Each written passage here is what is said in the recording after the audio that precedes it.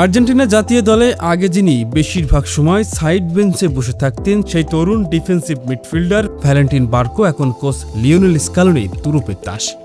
আন্তর্জাতিক ফুটবলে মাত্র 2টি ম্যাচ খেলার সুযোগ পেয়েই নিজের জাত চিনিয়েছেন এই ফুটবলার।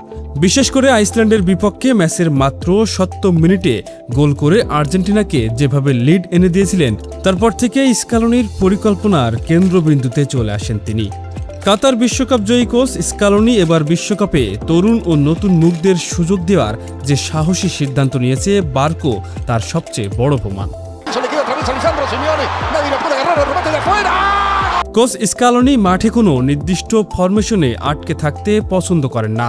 প্রতিপক্ষের উপর ক্রমাগত চাপ সৃষ্টি করতে তিনি কাউন্টার প্রেস এবং ম্যাচের পরিস্থিতি অনুযায়ী কৌশল পরিবর্তন করেন। আর এই কৌশলে বার্কোর ভূমিকা অসাধারণ। 4-3-3 ফরমেশনে যখন খেলা হয় তখন তিনি একজন প্রথাগত লেফট ব্যাক হিসেবে উইং ধরে উপরে উঠে আসেন এবং উইঙ্গারদের জায়গা তৈরি করে দিতে ওভারল্যাপ করে বিপজ্জনক ক্রস বা গোল করার সুযোগ তৈরি করেন।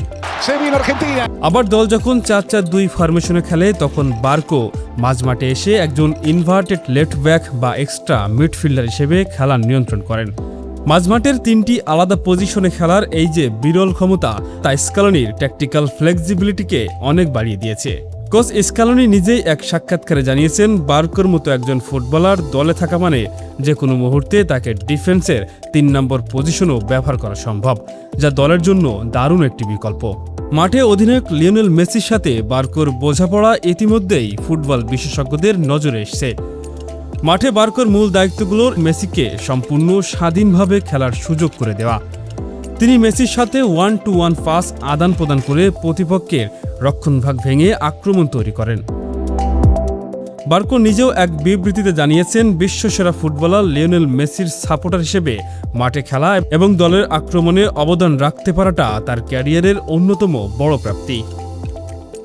অনেকেই বার্কোর এই ডিফেন্স থেকে উপরে উঠে আক্রমণ গড়ার নিখুঁত কোয়ালিটি দেখে তাকে ইংলিশ ক্লাব লিভারপুলের বিখ্যাত ফুলব্যাক ট্রেন্ট আলেকজান্ডার-আর্নল্ডের সাথে তুলনা করেছেন।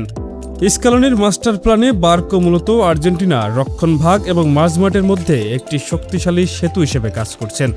তিনি যখন বল পায়ে প্রতিপক্ষের ডেঞ্জার জোনে ঢুকে পড়েন তখন প্রতিপক্ষের ডিফেন্ডাররা তাদের পজিশন ছেড়ে বেরিয়ে আসতে বাধ্য হয়, যার ফলে আর্জেন্টিনার ফরওয়ার্ডদের জন্য ফাঁকা জায়গা তৈরি হয়। ডিফেন্সে শক্ত পাহারা দেওয়ার পাশাপাশি উইঙ্গারদের মতো গোল করার এই আক্রমণাত্মক মানসিকতায় ভ্যালেন্টিন বার্কোকে আর্জেন্টিনার স্কোয়াডে এক অনন্য এবং অপরিহার্য চরিত্রে রূপান্তর করেছে।